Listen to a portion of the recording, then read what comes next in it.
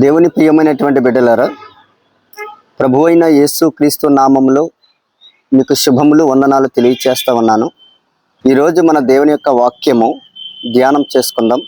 యోహాను మొదటి పత్రిక 4వ అధ్యాయము 20-21 వచనాలు చదువుకొని నేటి వాక్య భాగాన్ని ధ్యానం చేద్దాం. ఎవడైనను నేను దేవుణ్ణి ప్రేమించుచున్నానని చెప్పి తన సహోదరును ద్వేషించిన ఎడల అతడు అబద్ధికుడగును. తాను చూచిన తన సహోదరుని ప్రేమింపని వాడు తాను చూడని దేవుణ్ణి ప్రేమింపలేడు. దేవుణ్ణి ప్రేమించువాడు తన సహోదరుని కూడా ప్రేమింపవలనని ఆజ్ఞను మనం ఆయన వలన పొంది ఉన్నాము అని యేసుప్రభువారి యొక్క ప్రధాన శిష్యులలో ఒకడైన యోహాను భక్తకోటికి ఈ పత్రికను రాస్తూ దేవుని ప్రేమ యొక్క విశిష్టతను, దేవుని ప్రేమ యొక్క గొప్పతనాన్ని, దేవుని ప్రేమ యొక్క మహిమాన్వితమైనటువంటి ఆ స్థాయిని యేసుప్రభువారి యొక్క ప్రధాన శిష్యుడైనటువంటి యోహాను సంఘానికి తెలియచేస్తా ఉన్నాడు. ఎవడైనను దేవుణ్ణి ప్రేమించుచున్నానని చెప్పి తన సహోదరును ద్వేషించిన ఎడల అతడు అబద్ధికుడగును. కాబట్టి మనకు తెలియకుండానే మన సహోదరులను ద్వేషించటం అనేటువంటిది జరుగుతున్నప్పుడు అది అబద్ధము, నేను దేవుణ్ణి ప్రేమిస్తున్నాను అని మనం చెప్పిన ఎడల మన సహోదరుని మనం ప్రేమించకపోతే అది అబద్ధం అవుతుందని దేవుని యొక్క సేవకుడు తెలియచేస్తా ఉన్నాడు. ఈ పత్రికలో ప్రేమ, ప్రేమించు అనే పదములు దాదాపుగా 46 సార్లు వ్రాయబడ్డాయి. ఇది చాలా చిన్న గ్రంథం లేక చిన్న పుస్తకం. ఈ చిన్న పుస్తకంలో 46 సార్లు ప్రేమను గురించి వ్యక్తం చేశాడంటే ప్రేమ ఎంత గొప్పదో మనము ఈ లేఖనాల ద్వారా తెలుసుకొనగలుగుతున్నాం. ప్రేమించటం అనేటువంటిది దేవుడు మనకి ఇచ్చినటువంటి ప్రధానమైనటువంటి ఆజ్ఞలలో మొదటిదిగా యేసుప్రభువారు కూడా చెప్పాడు. దేవుని ప్రియమైనటువంటి బిడ్డలారా, తన సహోదరుని ప్రేమించకపోతే తనలో దేవుని ప్రేమ లేదు, ఖచ్చితంగా చెప్పాడు. మనం మన సహోదరులను ప్రేమించకపోతే అసలు మనలోనే దేవుని ప్రేమ లేదు అని తెలియచేస్తా ఉన్నాడు. కానీ మన సహోదరులను ప్రేమించకుండా నేను దేవుణ్ణి ప్రేమించుచున్నాను, నాలో దేవుని ప్రేమ ఉంది అని చెప్పటం అబద్ధమే కదా. 3వ అధ్యాయం 14వ వచనంలో మనం ఈ విధముగా చదువుతాం. మనము సహోదరులను ప్రేమించుచున్నాము గనుక మరణములో నుండి జీవములోనికి దాటి ఉన్నామని ఎరుగుదము. ప్రేమ లేనివాడు మరణమందు నిలిచియున్నాడు. ఎంత స్పష్టంగా వ్రాయబడి ఉందో చూడండి. మనము మన సహోదరులను ప్రేమించుచున్నాము గనుక మరణములో నుండి జీవములోనికి మనము దాటియున్నాము. ప్రేమ మనలను మరణములో నుండి జీవములోనికి దాటేటట్టుగా చేస్తుంది. ప్రేమ లేనివాడు మరణములోనే నిలిచి ఉన్నాడు. ప్రేమ లేకపోతే మనం మరణములోనే నిలిచి ఉన్నాము.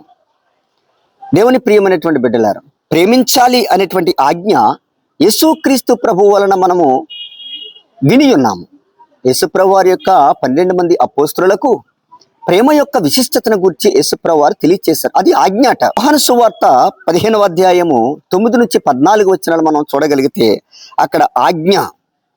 అదే యోహాను సువార్త 13వ అధ్యాయము 34-35 వచనాల్లోను, 15వ అధ్యాయము 17 వచనములోను దేవుణ్ణి ప్రేమించటం అనేది ఆజ్ఞ. అలాగే దేవుని ప్రేమించుచున్న మనము సహోదరులను ప్రేమించటం అనేటువంటిది కూడా ఆజ్ఞాపూర్వకంగా ఇవ్వబడింది. మరి ప్రేమ అనేటువంటి ఆయన ఆజ్ఞను మనము త్రోసిపుచ్చినప్పుడు, మనము తిరస్కరించినప్పుడు ఏ విధముగా దేవుని ప్రేమ మనలో ఉంటుంది? మనం ఏ విధముగా మరణములో నుండి జీవములోనికి దాటి ఉంటాము? మనం ప్రేమించకపోతే మరణంలోనే ఉన్నాము అన్న సంగతిని మరొకసారి దేవుని యొక్క వాక్యం ద్వారా మనము విని ఉన్నాము. దేవుని ప్రియమైనటువంటి బిడ్డలారా, ఆలోచన చేయండి. ప్రేమస్వరూపియగు యేసుక్రీస్తు మాట మనము వినినట్లయితే మనము నిత్య జీవమును పొందుకుంటాం. అదే యోహాను సువార్తలో మనం చూస్తాము 5వ అధ్యాయం 24వ వచనములో, నా మాట విని నన్ను పంపిన వాని యందు విశ్వాసముంచు వాడు నిత్య జీవము గలవాడు. వాడు తీర్పులోనికి రాక మరణములో నుండి జీవములోనికి దాటి ఉన్నాడని మీతో నిశ్చయముగా చెప్పుచున్నాను. తన చుట్టూరు ఉన్నటువంటి తన శిష్యులతో పాటు అనేక మంది జన సమూహములు ఆయన దగ్గర ఉన్నప్పుడు ఆయన చెప్తున్నటువంటి మాట ఏంటంటే, నా మాట విని నన్ను పంపిన వాని యందు, అంటే తండ్రి యందు విశ్వాసం ఉంచినటువంటి వాడు నిత్య జీవము కలిగినటువంటి వాడు. వాడు తీర్పులోనికి రాక మరణములో నుండి జీవములోనికి దాటి ఉన్నాడని మీతో నిశ్చయముగా చెప్పుచున్నానని యేసుప్రభు వారు పదే పదే ప్రేమను గురించి చెప్పాడు. అసలు యేసుప్రభు వారు మన కొరకు ఎందుకు చనిపోయాడు అంటే, ఆయన మనలను చనిపోయేటంతగా ప్రేమించాడు. దేవునికి స్తోత్రము కలుగును గాక. మనం మన సహోదరుల కొరకు చనిపోయేటంత ప్రేమ మనం చూపించకపోవచ్చు. కనీసం ప్రేమించటం అనేటువంటిది కూడా మనం కలిగి ఉండకపోతే మనం వ్యర్థులమే కదా. దేవుని ప్రియమైనటువంటి బిడ్డలారా, ప్రేమే కదా లోకాన్ని జయించింది. కాబట్టి మనము ప్రేమ కలిగి ఉండాలి. 1 యోహాను పత్రిక 3వ అధ్యాయము 15-17 వచనాలు ఇలా రాయబడి ఉంది, చూడండి. తన సహోదరుని ద్వేషించువాడు నరహంతకుడు. తన సహోదరుని ద్వేషించువాడు నరహంతకుడు.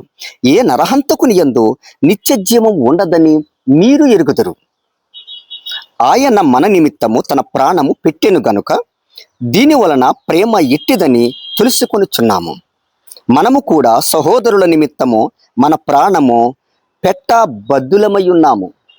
సహోదరుల నిమిత్తము మనం ప్రాణము పెట్టవలసిన అవసరం వచ్చినప్పుడు మనం ప్రాణం పెట్టాల్సిందే. సహోదరులంటే ఎవరు?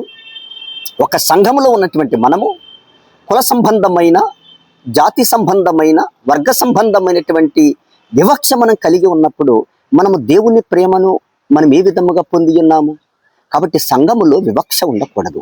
ఈవేళ యేసుక్రీస్తు ప్రభుని నమ్ముకున్నటువంటి వారు అనేక మంది కులాలకు అతీతముగా దేవుని ప్రేమను రుచి చూచిన వారు సంఘాల్లో ఉంటారు. మరి మనము ప్రేమించేటప్పుడు వివక్ష చూపిస్తే మనలో దేవుని ప్రేమ ఎలా ఉంటుంది? సహోదరులను అని అన్నాడంటే సంఘములో మనమందరము కూడా సోదరీ సోదరులుగా మనం కలిసి ప్రేమ కలిగి ఉండాలని యేసుప్రభువు వారు ఆజ్ఞాపూర్వకముగా తెలియచేశారు. ఆయన శిష్యులు కూడా ఆజ్ఞాపూర్వకముగా తెలియచేశారు. ఈ లోకపు జీవనోపాధి గలవాడయుండి తన సహోదరునికి లేమి కలుగుట చూచియు అతని ఎడల ఎంత మాత్రమును కనికరము చూపని వాని యందు దేవుని ప్రేమ ఎలాగు నిలుచును? ఎంత స్పష్టముగా, ఎంత ఖరాఖండితముగా చెప్పాడో చూడండి. తన సహోదరుని యందు ఎంత మాత్రము కనికరము చూపకపోతే దేవుని ప్రేమ ఎలాగుంటుంది? దేవుని ప్రియమైనటువంటి బిడ్డలారా, ప్రేమ, కనికరం అనేవి మానవత మహితమైనటువంటి లక్షణాలు. దేవునికి స్తోత్రము కలుగును గాక. ఈ ప్రేమించడము, కనికరము కలిగి ఉండటం అనేటువంటి అవి ఉన్నవే, అవి చాలా యోగ్యమైనవి, చాలా గొప్పవి, మానవత మహితమైనటువంటి లక్షణములు. ఆ లక్షణాలు ప్రేమకు ఒక కొత్త రూపాన్ని మనం ఇచ్చినటువంటి వాళ్ళం అవుతాం. యేసుప్రభువు వారు చేసింది అదే. దేవుని ప్రియమైనటువంటి బిడ్డలారా, మనిషి భౌతికమైనటువంటి వాటిని, ప్రకృతి సంబంధమైన వాటిని కొన్ని సమర్పిస్తే, అలా సమర్పించిన తర్వాత దేవుని ప్రేమను మనం పొందుకుంటాము. అలా సమర్పించిన ఎడల మనం చాలా భక్తిపరులుగా ఉంటాము అని అనుకుంటారు చాలామంది. ఘనకార్యములు చేయుట వలన మనము దేవుని దృష్టిలో గొప్పవాళ్ళం అనిపించుకుంటామని చెప్పి దేవునికి కొద్దిగా సమర్పించి మనము ఐశ్వర్యంలో కావాలని కోరుకుంటాము, పరలోక జీవమును పొందాలని మనం కోరుకుంటాము. దేవునికి ఇచ్చేది తక్కువ, ఆయన దగ్గర నుంచి మనము కోరుకునేది ఎక్కువ. దేవుని ప్రియమైనటువంటి బిడ్డలు, కానీ దేవుడు చెప్పినటువంటి శ్రేష్టమైన మాటలు ఏంటో తెలుసా? ఉత్తమమైన దానిని అనగా ప్రేమను, కనికరమును నిర్లక్ష్యము చేస్తూ దేవుని దివ్యమైనటువంటి వాటిని మనం పోగొట్టుకుంటున్నాం. దేవునికి మనం చాలా చేస్తాం. ఐశ్వర్యవంతులు ఉన్నారు, వాళ్ళ ఐశ్వర్యానికి తగ్గట్టుగా చాలా చేస్తారు, కానీ తద్వారా దేవుని ప్రేమను పొందుకోలేరు. కనికరము, ప్రేమ అనేటువంటివి లేకపోతే మనము దేవుని దగ్గర నుంచి ఏది పొందుకోలేము. ఒకవేళ పొందుకుంటే అవి తాత్కాలికమే.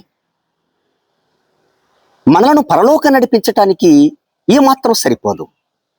మన పాత నిబంధన గ్రంథానికి వెళితే మీకా గ్రంథము 6వ అధ్యాయము 6-8 వచనాలు మీరు చదవండి. అక్కడ ఎంత స్పష్టంగా వ్రాయబడిందో మనం వచనాల్లో చూస్తాం. దేవుడు కనికరాన్ని కోరాడు, బలిని కోరలేదన్నటువంటి మాటను కూడా మనము హోషేయ గ్రంథములో చూస్తాం. 6వ అధ్యాయము 6వ వచనంలో చూస్తాము. దేవుడు హెచ్చరించాడు మనల్ని. పాత నిబంధన కాలంలోనూ దేవుడు హెచ్చరించాడు.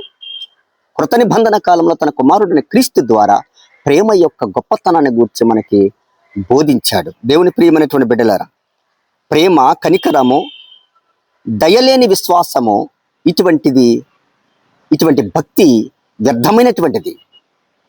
ఇటువంటి భక్తి వ్యర్థమైనటువంటిది. చూడండి ఒకసారి యోహాను పత్రికలోని ఎక్కువగా నేను ఈరోజు మీకు యోహాను పత్రికలో నుండి కొన్ని విషయాలు తెలియచేయటానికి నేను సంసిద్ధత కలిగి ఉన్నాను. పాత నిబంధన గ్రంథంలో ఉన్నటువంటి వాటికి, కొత్త నిబంధనలో ప్రభు మాట్లాడినటువంటి వాటికి, ప్రధాన శిష్యుడైనటువంటి యోహాను చెప్పినటువంటి వాటికి ఎంత దగ్గరి పోలిక ఉన్నదో చూడండి. ప్రేమకు విరోధమైనటువంటిది, పూర్తిగా భిన్నమైనటువంటిది ఏంటంటే ద్వేషం. 1 యోహాను పత్రిక 5వ అధ్యాయం 1-4 వచనాలు. నువ్వు ప్రేమించట్లేదంటే అర్థం ఏంటి? ద్వేషిస్తున్నావు కదా. ద్వేషం అనేటువంటిది ఉందే, అది వినాశనానికి కారణమవుతుంది. ప్రేమేమో నిత్య జీవమునకు కారణమైతే ద్వేషమేమో వినాశనానికి కారణమవుతుంది. దేవుని మూలముగా అనగా ఆయన వాక్యము మూలగా ఆత్మ సంబంధముగా పుట్టినటువంటి వారు అందరూ దేవుని పిల్లలే. మనం యోహాను సువార్తలో చూస్తాం. మనము ప్రేమ కలిగి ఉండాలి. ప్రేమ వెలుగుమయం, ద్వేషం చీకటిమయం. ప్రేమ జీవం, ద్వేషం నిర్జీవం. ప్రేమ ఆరోగ్యకరమైనది, ద్వేషం అనారోగ్యకరమైనది. ప్రేమ నిస్వార్థమైనది, ద్వేషం స్వార్థమైనది.